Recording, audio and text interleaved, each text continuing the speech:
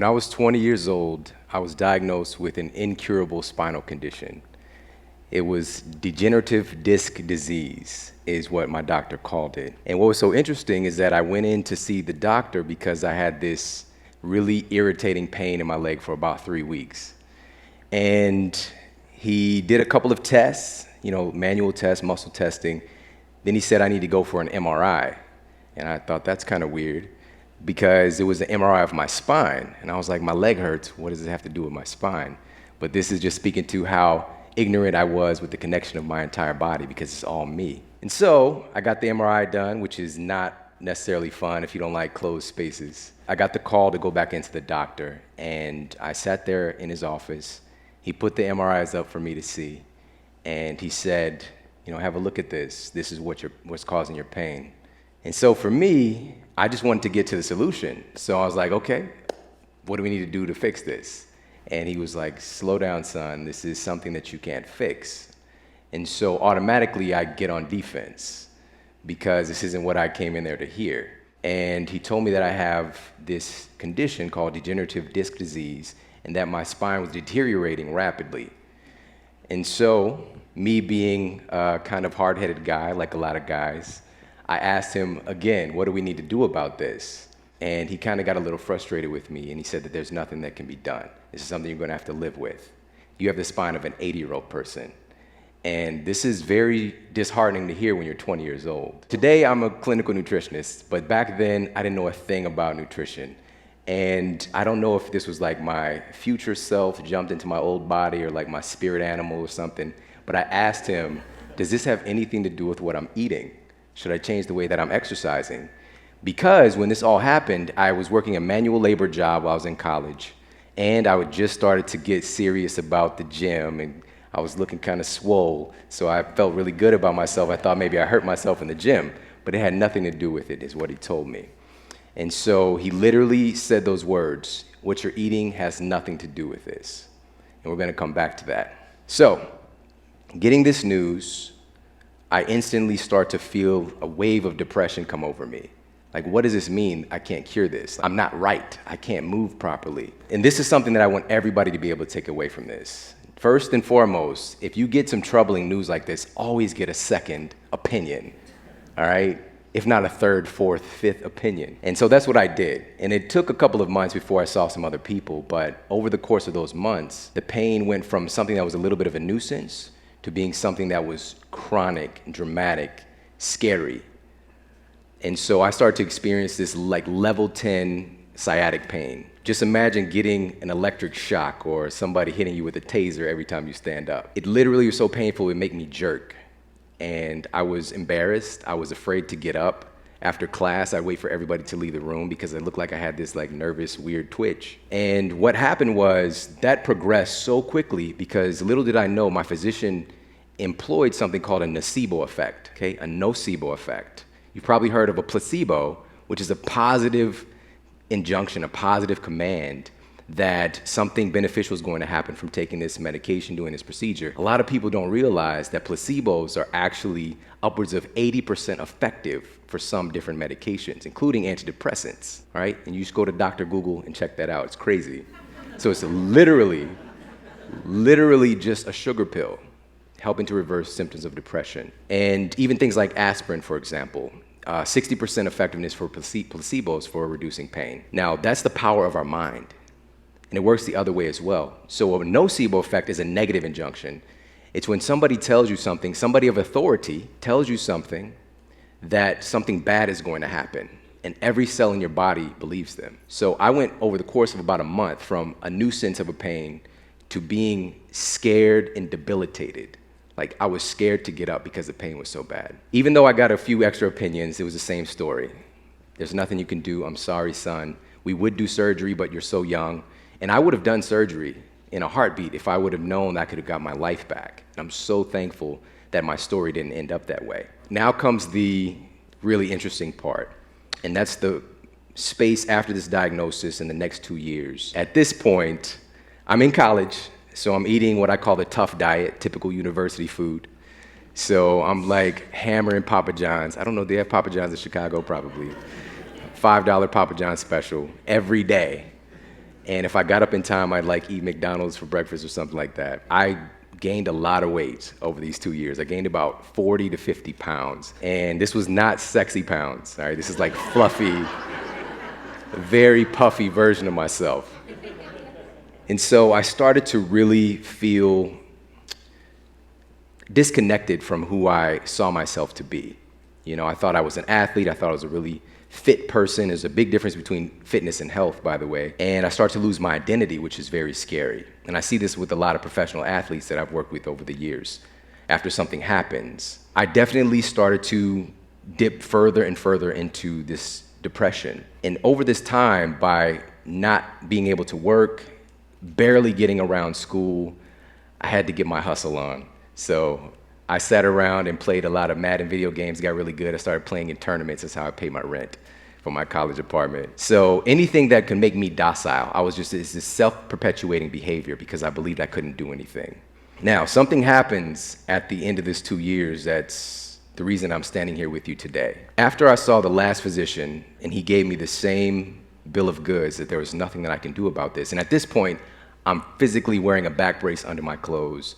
I'm on a smorgasbord of medications, and my favorite combination was Celebrex and Tylenol PM. That was my cocktail that I would have every night because my greatest struggle was actually going to bed every night. That's where things really got sketchy for me because the pain was so bad. If I even changed positions, the pain would wake me up and it would be hard to go back to sleep.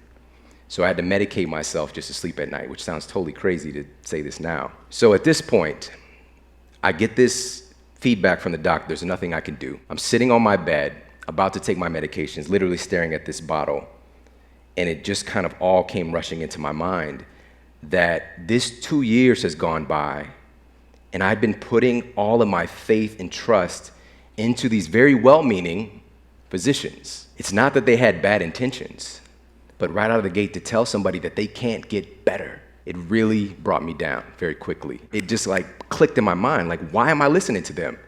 I haven't done anything for myself. I've been waiting around for somebody to come and save me, for somebody to say, I've got you, I've got the magic pill, I've got the magic procedure, I'm going to help you. And that never happened.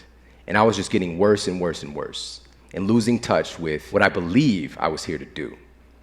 And so within that same moment, I thought about my grandmother. She raised me the early formative years of my life and was an amazing, amazing influence on me in every single way. But the crazy thing is, through this 2-year period, I don't know if we have any grandmothers in the house or if you've ever had a grandmother, but grandmas can be very persistent in their contact. And she kept calling me and just being annoying, like, Grandma, I'm fine. But she was worried about me because she saw I became this puffy Shawn, you know? And I had all these excuses as to why I couldn't do anything. And so she just came rushing into my mind, and I remember her telling every person whenever I was around that I was going to be somebody special, that I was going to do amazing things, and how smart I was. I realized that my life was not equal to what I believed my life should be. And that's what we call pain. I was in a tremendous amount of pain that I wasn't doing anything about. So that was the moment that I made the decision to get well. And most people never do that. This is the key. This is so huge. Please don't miss this. The word decision is from the Latin de, meaning from, and kaidir, which means to cut. So when you make a real decision about something, you cut away the possibility of anything else but that thing happening. Most of the time, it's wishful thinking. You know, I hope this happens, or I'll try. We'll see what happens. It's not a real firm decision. I made the decision to get well, and that changed everything for me. I'm a very analytical person by nature. So when I made this decision, it wasn't like a unicorn or came out or like a miracle thing took place. I put a plan together, and that plan entailed 3 specific things. Number 1, I knew that I needed to get this weight off of my frame, all right, this excess weight I was carrying around. Maybe that would help with the pain I've been experiencing. And what I saw around me, and what we do is low-hanging fruit. And I saw people dieting, so I started buying like Slim Fast shakes. If anybody's ever had any of those, I'm sorry. Super gross. And I was like doing that, trying to cut calories, and that only lasted for, a couple of weeks. I like saw the scale move, and then it came back because, this deprivation that happens. So ultimately, I came across some research, and we've all heard this statement that when the student is ready, the teacher will appear. It clicked in my mind, just kind of digging through some research and looking at some things. I came across this subject, or this field of science called nutrigenomics. All right, nutrigenomics. Mind-blowing stuff today. Then it was relatively new. So nutrigenomics looks at how every single molecule, every single morsel of food that you eat, how it impacts your genetic expression. Okay? Whether it's a banana or a ding dong, it's going to do something with your genetic expression. It's that powerful. And unknowingly, I had basically activated genes for this degenerative condition. I went from being this healthy, somewhat healthy, 20-year-old kid to like being an 80-year-old person in a 20-year-old person's body. So I was like an old young person, like Benjamin Button or something. And I knew that this wasn't the end of my story. So I started to change the way that I was eating, and I remember that physician telling me that there's nothing that I could do, that the food I was eating had nothing to do with this. So essentially he was telling me what I put in my mouth has nothing to do with my health, but yet he told me to put these pills in my mouth. What you're eating doesn't matter, what you put in your mouth doesn't matter, but put these in your mouth anyways. Like the logic, it didn't make any sense. Everything you eat, of course it matters. And this is important as well. Questions really drive our decisions. Questions drive our activity and our actions. So I asked, what is my spine actually made of? So this tissue, these cells that are deteriorating rapidly, what is my spine actually made of? And it just like took me on this wild ride that I had no idea about. Because when you think about bones, because my bones were also deteriorating as well, I broke my hip. That's a little earlier part of the story. So when you hear bones, what nutrient do you think of? Calcium, exactly. That milk mustache is the marketing is amazing. But calcium is negligible in its impact. It's important, but not that important. There are hundreds of other things. Some of them more important, like magnesium. Magnesium is responsible for over 300 biochemical processes in the body. When you're deficient in magnesium, which 80+% of the population is, that's like 300 things your body can't do if you don't have this critical nutrient, which you need to get from an external source. It's a kind of an anti-stress mineral, so we're zapped on it very quickly. Magnesium, sulfur-bearing amino acids, polysaccharides. What the heck is a polysaccharide? I found out what it was. Essential sugars. Crazy. I didn't know there were essential sugars. So when I found all this stuff out, that this is what builds my bone, this is what my discs were made of, I just started to get all that stuff in my body. Another huge thing, and whether you're experiencing this or you know somebody who is, because this has become very prevalent, this degenerative disc disease, but today it's more recognized that you can do something about it. But when I was told this, it was still very archaic. I was like on the edge, moving into the golden age. But your disc in between the vertebrae and your spine, this is something I discovered, they're non-vascular. So that means nutrients, blood flow doesn't go there directly, okay? And my discs were basically just withering away, dehydrated. They don't have that juiciness. By being non-vascular, that means that water doesn't get there directly if you drink a glass of water. All right, you need to super hydrate your system. It's like the last place to get it. It's through a process called remote diffusion, if you want to look it up, and how it actually gets to your disc. I was drinking like maybe a glass of water a day. The rest was like Sunny D and like Kool-Aid, all right? I don't know how I made it to 20 without breaking down. And so with my diet looking like that and changing so radically the things that I was doing, I started to see amazing results just from that alone. So that was part one, okay? Right nutrition. And I would look for foods that these things can be found in. And I didn't like vegetables.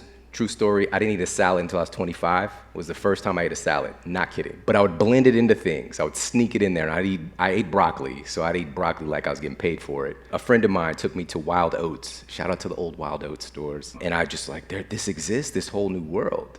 The juice bar and all this stuff. And this is like, 2002. I started to just flood my tissues with those things. So that was part one, is right nutrition. Your body cannot rebuild itself if it doesn't have the raw building blocks. It's just as simple as that. It needs the raw materials. Your body has this infinite intelligence. It knows what to do. But if you don't give your body the things that it needs, it can't do the job. It's just that simple. Second thing was movement. Movement. Immediately when I see a new physician, he put me on bed rest, okay? 2 months after seeing this last guy, I'm on bed rest again. Back brace, more medication. Don't do anything, be careful. What's gonna happen if you don't use your body? It's going to atrophy, all right? If you don't use it, you lose it. That's how your body operates. So not only was I experiencing the issue with my spine, but I started to have all these other problems because I was not moving. Your body requires movement in order to heal itself. And I came across a study, it was actually done on racehorses. And I don't know if anybody knows about that whole field, but this could be potentially millions of dollars of value for a racehorse. So there's a vested interest to not have them break any bones, because a broken bone could be grounds for the horse to be put down. And so this study was looking at how can they increase the horse's bone density. And so what they did was they had a control group where they gave them supplements, gave the horses supplements, calcium and other things. And they had an increase in their bone density compared to the control group who didn't get anything. They had an increase, but then there was another group that they gave supplements and they walked the horses. And they saw even greater increase in their bone density simply from walking. And because exercise is how you assimilate nutrients. This is what exercise is really about. It's not for having a six-pack, all right, or a flat stomach. That's a side effect. Exercise is for detoxification and assimilation. The word exercise actually is derived from the word exorcism, which essentially means to get stuff out of you that shouldn't be there. So that's how you move your lymphatic system, your extracellular waste management system, and you assimilate your nutrients. So I start to move again. And I didn't do anything stupid, like just today, true story, I'm at the gym, I found a place by the hotel, and I'm squatting hundreds of pounds on my back today. So you guys know the end of the story. Things worked out for me. But at that time, I didn't go and just start deadlifting 400 pounds. I did what I could. And for me, it was just literally riding a stationary bike. But you have to do something. If it's an acute thing where you just got injured, of course, take a day or two off. But you have to do what you can. Encourage your body to get well because it wants to. If you just sit around and wait, it's just going to deteriorate faster. I went from the stationary bike to the elliptical machine to the treadmill to picking up the weights all over the course of about 6 weeks. And with this combination of things, plus one other thing I'm going to tell you about, I lost 28 pounds in 6 weeks of that 40 to 50 fluffiness. 28 was gone. And people started to notice this change around campus, which I'm going to come back to in just a second. So the third thing, which is crazy that this is the most important, the third thing was rest and recovery. If you're not sleeping, you're not healing. During sleep is when your body releases the vast majority of anabolic hormones, reparative enzymes, to bring you back better. You know, we think that we get in shape in the gym, but if we go into the gym together, you know, you and me, we go into the gym and we're standing there looking at the weights, we're actually in better shape standing there looking at the weights than after the workout. If I was to take you in to get a blood panel done, hormone panel, cortisol would be elevated, your blood sugar would be wonky, inflammatory biomarkers would be off the charts. We could probably get you diagnosed with something, all right? But all you did was work out. You just did like a CrossFit or something, all right? Your body will come back better. It's known as a hormetic stressor, something that can help your body if you create the right conditions for it to heal itself. The biggest thing is sleep. Human growth hormone, the vast majority of that is produced during sleep, that anabolic, deep, non-REM sleep. So all the things that I was doing during the day started to enable my sleep quality to be better. And so my latest book is called Sleep Smarter, and very honored to say international bestseller now. I just found that out. But thank you. Thank you. What I put into the book and what I want to imbue into the public consciousness is that a great night of sleep starts the moment that you wake up in the morning. Okay? A great night of sleep starts the moment that you wake up in the morning. Appalachian State University did a study. They broke exercisers up into 3 different phases. Okay? One phase, they exercise at 7 a.m. Another phase, they exercise at 1 p.m. And the final phase, they exercise at 7 p.m. at night. And they wanted to test their sleep quality based on the time they work out. What they discovered was that the morning exercisers had more efficient sleep cycles. They tended to sleep longer. They spent more time in the anabolic deep sleep stage where you produce the most human growth hormone, and they had a 25% greater drop in their blood pressure at night. And that's a correlation of an activation of something called your parasympathetic nervous system, which is your rest and digest system. That's what you want on when you're trying to sleep, not the fight or flight, which a lot of us are perpetually in. And if you're going to bed like while you're watching Game of Thrones, your stuff is going to be super high, like fight or flight. Jon Snow, man, he's alive. All right, so sleep was really the game changer for me. I started to sleep great, and everything changed so fast. I could not believe it. But I didn't realize this until years later, that that's the thing that really took me over the top. So, back to the students noticing me. So everybody saw this transformation. I didn't look like a guy who lost weight. I looked like somebody who was radically healthy. From like, if you saw my before pictures, which I have some of this stuff online, I looked like a ghost. Like I looked like a fluffy, like Pillsbury Doughboy, all right? And then to see me today, and of course, I don't know if anybody's seen my stuff online, but that before and after was pretty shocking for people. So people started to ask me for help. Like, what did you do? My professors even asked me this. I remember one professor, I was walking out of class, and he stopped me. He was like, what did you do? You look so healthy.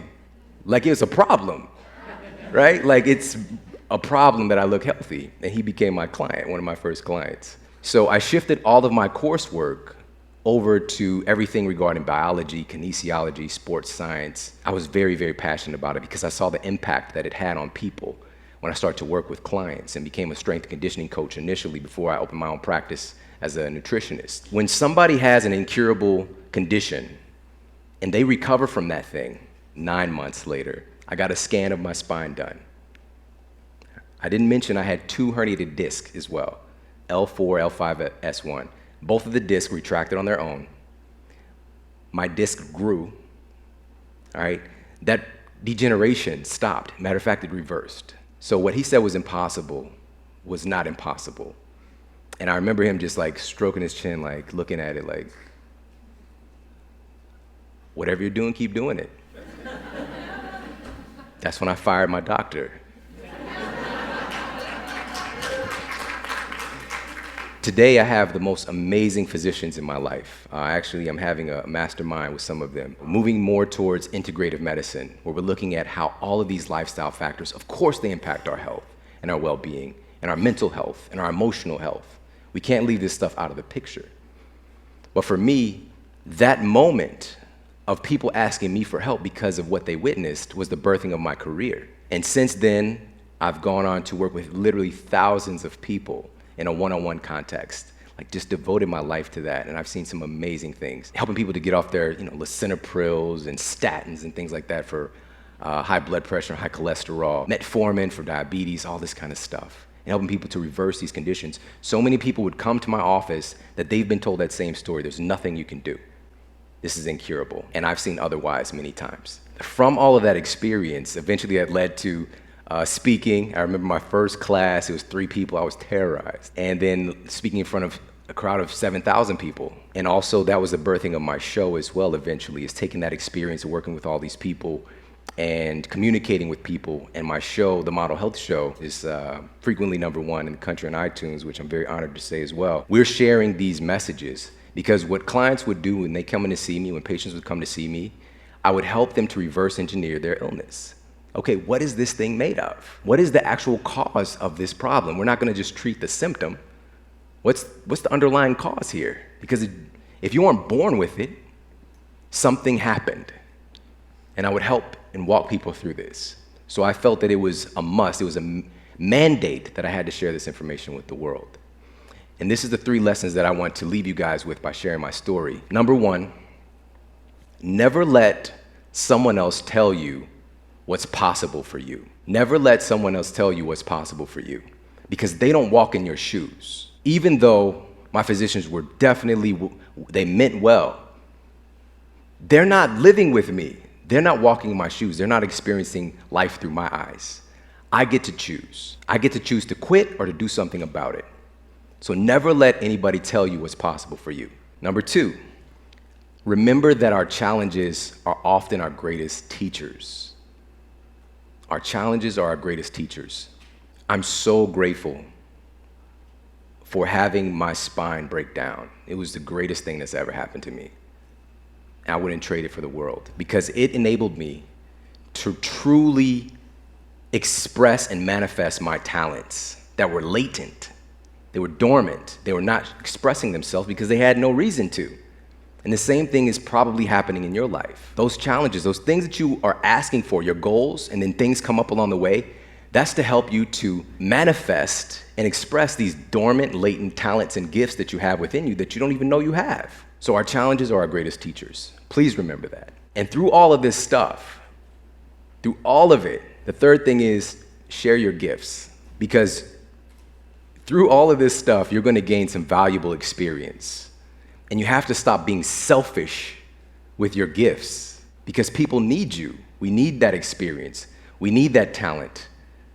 We need these capacities. And it's selfish of you to not share it, because if I didn't decide to help other people and to keep expanding myself and to keep pushing my way into that discomfort, millions of people through my lifetime, even if their life got a little bit better, millions of people, lives are just a little bit better because I existed. And that's so powerful to me. I'll leave you with that, and I thank you very much.